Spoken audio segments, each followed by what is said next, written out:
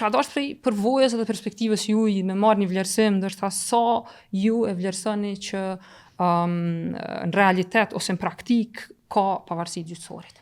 Tashti ndoshta ka qenë tema që për shkak të natyrës punës që kam bërë, ka qenë, si më thonë, në një formë çdo ditë në trezën time dhe ajo që kisha mund me thonë, në fakt ka një farë lloj kontrasti të madh në ato që ndodh në realitet.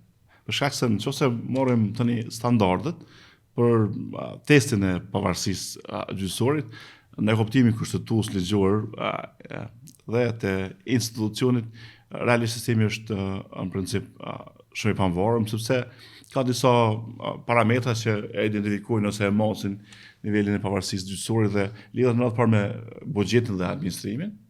Pastaj lidhet me disa atribute që në mënyrë tipike ka sistemi juan, kush i zgjedh gjyqtarët, pastaj kush i mund vlerësimet e performancës, kush i bën disiplinat, kush i bën proceset e vlerësimit dhe kush i mban llogaridhancë. Në këtë perspektivë, sistemi juan është në kategorinë e sistemeve absolutisht shumë pavarme, edhe pse kemi thonë gjithmonë që buxheti është pika kritike për shkak se e dikton potencialin e një sistemi. Dhe një sistem pa potencial në kupton që në mënyrë automatike do të ketë vështirësi në realizimin e misionit vet, diçka që e dikton automatikisht edhe vlerësimin apo gjykimin mbi sistemin. Pastaj ka një çështje dytë që tani e bën, si më thon, këtë kontrastin me ato që po flasim, është çështja që ne kemi mbi gjyqësorin në gjithë nivelet. Edhe se individ, po natyrisht e veçantë dhe problematika paraqitet kur kjo ka të bëjë me strukturën politike, me institucionet dhe me përgjithësi. Tani kur e shikon kështu në retrospektiv, gjithmonë ka qenë kauz, ka qenë çështje nacionale. Mirë po, angazhimi ndërveprimi institucioneve dhe në mënyrë veçantë i pushteteve që kanë përgjegjësi për me e dinamizu, si më thon, zhvillimin në drejtësi, në parametrat pranueshëm me Këshillin e Evropës, po edhe në mënyrë veçantë edhe me ato të Bashkimit Evropian, ka has në shumë problematike sepse ka një gjykim. Dhe problemi kryesor, sipas meje, është kur vendimarrësit kanë një gjykim dhe pastaj vendimin e sillin mbi gjykimin. Dhe për mëse thonë, ndoshta ky gjykim në fakt është ka një herë para gjykim. Dhe ne themi nga praktika që mënyra më sigurt me gabu është me paragjyku. Kështu që do të thonë, kam përshtypjen që jo vetëm ndoshta në kohën kur ne po flasim, por edhe në retrospektivë, në përgjithësi duke u paragjykuar drejtësia si mungesa e rezultatit e suksesit, në një farë formë është justifikuar edhe mungesa e mbështetjes. Dhe kjo pastaj ka bërë një problem të veçantë. E dyta që është, e treta në fakt, që është problemi kryesor.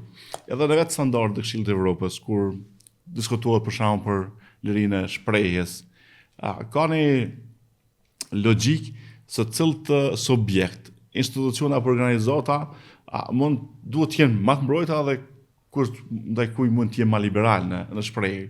Ndaj shtetit mund të jenë më liberal, ndaj politikanit mund të jenë më liberal, por ndaj gjyqësorit kërkohet një vëmendje dhe kërkohet një kujdes i veçantë, sepse rreziku i mos zbatimit kësaj mose që në fakt është sjellje edhe e individit këtë rast, po edhe e shtetit pra strukturës shtetërore, do ta paragjykoj drejtësinë. Dhe ka me ndërtu narrativen e cila riparimin e domën që shkakton narrativa negative e ka shumë vështirë. Pra, pastaj kemi edhe një problem të tretë apo të katërt, sepse pavarësinë na kemi diskutuar gjithmonë është në dimensionin sa struktura gjyqësore po bëhen nga njerëzit e gjyqësorit dhe a ka veprime ekzekutive që kanë përgjegjësi brenda gjyqësorit. Këtë pjesë na jemi tepër mirë.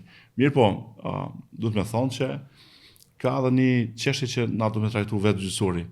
Pavarësinë e brendshme është tepër e rëndësishme dhe kjo e kupton dy sjellje. Të parën të gjyqtarit dhe zyrtarit të gjykatës që duhet të eliminojë çdo diskutim dhe si më thonë rrethon që e influencon potencialisht vendimarrjen e tij, sepse duhet të jetë në fundit vendimi besimi i tij, pa marrë parasysh kush është struktura e brendshme dhe njëkohësisht influencat që mund vinë nga jashtë dhe që në fakt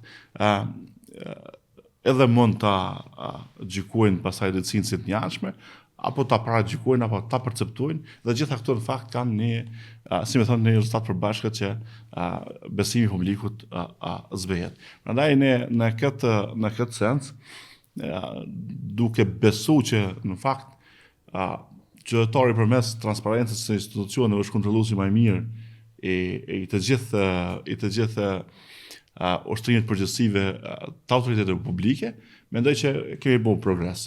Jo vetëm gjyqësori, por përgjithësi institucionet. Mirë po, tani na nevojitet edhe ta themi atribut i veçantë që i mundson gjyqësorit ta ketë, si më thon, manifestimin e duhur të punës së tij pa këtë narrativen që mund të vijë si negative qoftë nga qeveria, qoftë nga governi apo nga politika në përgjithësi, sepse nuk flasim këtu vetëm për institucionet me përgjithësi ekzekutive, por gjithë struktura politike mund të ketë impakt mbi të